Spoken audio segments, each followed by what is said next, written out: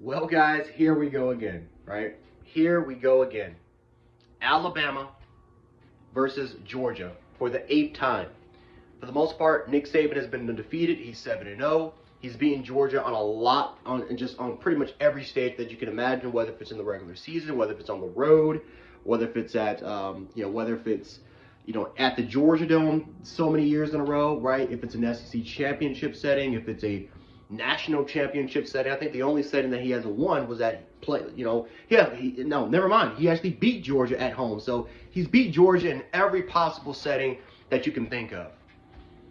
But here we go again, where all the pressure is being put on Kirby Smart. Where Kirby Smart, you're talking about a coach that's 0-3 against Nick Saban. No, I'm sorry. He is 0-4 against Nick Saban. And he is going to have an opportunity to try to beat his teacher, right? A lot of people keeps calling Kirby Smart the youngin, the youngling, and Kirby Smart has an opportunity to showcase what he can do. And there's been a lot of things that in these matchups that have kind of held Georgia back, right? Whether if it was poor quarterback play, and that probably comes to the head coach because there were instances where Kirby Smart had the decision to play his 5-star quarterbacks but decided to go with Jake Fromm or Stetson Bennett in some of these matchups. I think it's clear, whether if it's game management definitely plays into a huge factor there. So whatever the instance has been, Kirby Smart he doesn't seem to kind of grasp how to beat Nick Saban, how to get it. And again, you're talking about a coach that's been under Nick Saban for more than a decade. So Kirby Smart is going to have a big opportunity on the grandest stage of them all to definitely finally slay the dragon. The question is, will he slay the dragon, or is this going to be another disappointment? Because I think that this is going to hurt Kirby Smart's legacy. As long as Nick Saban's going to be around, no matter how many national championships Kirby Smart is, he might have, because Kirby Smart might have 2 or 3, maybe even 4 national championships, maybe even more than that. But it's always going to be that comparison between him and Nick Saban, between him and his teacher. And it's going to be said that even though Kirby Smart won God knows how many national championships in the future, he can never beat Nick Saban. And that is going to tarnish, that's going to hurt his legacy for the rest of his career. So this is a big opportunity for Kirby Smart to finally put that shit to bed. We'll see if he can do it. And it's not just Kirby Smart that's under a lot of immense pressure, right? You look at Stetson Bennett. You look at a lot of these seniors. You look at Nakobe Dean. You look at Jordan Davis, right? A lot of these players that returned back because they were on a mission to win a national championship.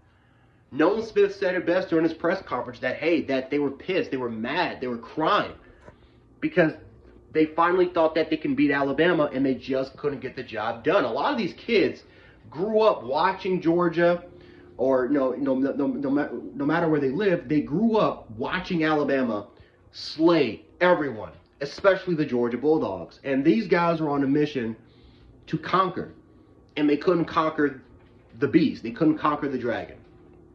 So this is not just Kirby Smart. This is a lot of immense pressure for a lot of these players, a lot of these seniors that are going to be gone next year.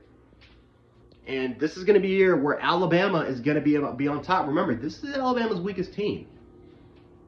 Some people may say that I'm dogging Alabama. It is what it is. But that's facts. That's reality. This is one of Alabama's weakest teams that they've had since 2010. And the fact that one of the weakest teams have made it to the national championship and they beat Georgia for the national championship, imagine how that's going to look. Imagine the amount of scrutiny and that these players are going to be facing. And Georgia fans at this point, 2017, understandable. A lot of Georgia fans were a lot more optimistic, and rightfully so, because look what they're now. They're at this point where this is their second national championship in 4 years. But it definitely comes to a point where everything was lined up. Everything, the stars aligned for this particular matchup, and you guys still couldn't get the job done against the Alabama Crimson Tide. And next year, with all that senior leadership leaving, Alabama's senior leadership, Alabama's going to take the role, at least going into the season, that Georgia had, as far as a crap ton of junior and senior leadership that now has 2 national championships to add to their name that has that much experience to be better. I mean, next year might be Alabama's best team of all time. It might be, on paper, the best team Nick Saban's ever had. And it seems like we keep saying that, but it's just, it is what it is. They might be back to the national championship stage the next year. While Georgia continues to have, while they try to continue to lick their wounds and rebuild. So this is a window that Georgia has to take advantage of. Can they do that? We'll see. But you look at the other side of the table, you look at Alabama, there's no pressure on this Alabama football team. For what? What's the pressure? The pressure was the SEC championship game. That was the most that Alabama has been as far as pressure.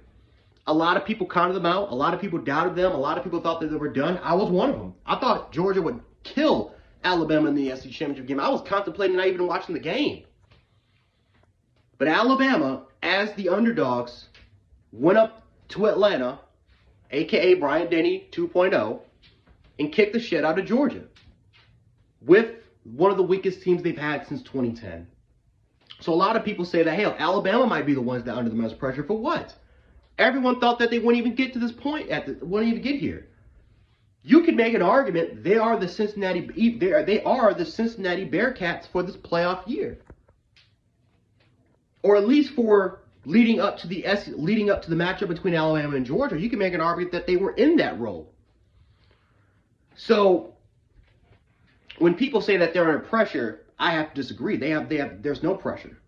The pressure is going to be on Alabama in 2022. That's when they're going to be under the most pressure, because you'll have a Heisman Trophy quarterback. You'll have the most experience that Alabama has ever had, probably since 2011. That's when they're going to be under the most pressure. It's next season. This season was supposed to be a rebuilding year. This was supposed to be the season that they would lick all their wounds, especially when you had 12 NFL draftees. So, no pressure at all, in my opinion, for Alabama. Did you see Nick Saban going in there with that leather jacket? Did you see him smiling for most of the time? When was the last time you see Nick Saban smile this much? When did you see the last time that Nick Saban just looked relaxed? He just looks so relaxed, like he just doesn't care whether they win or lose. You can just tell that Nick Saban is, for the most part, he's zen. Or as Antonio Brown likes to say, it's kumbaya season. It's kumbaya season for the University of Alabama.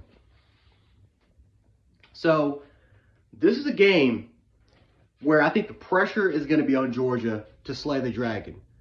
And if Alabama can win this game, we could be talking about three-peat, and we could be talking, and I'm not saying that it's going to be the fall of Georgia, but we might not see Georgia in the college football playoffs for at least 2 or 3 years while they continue to try to rebuild their program and try to get to this point again.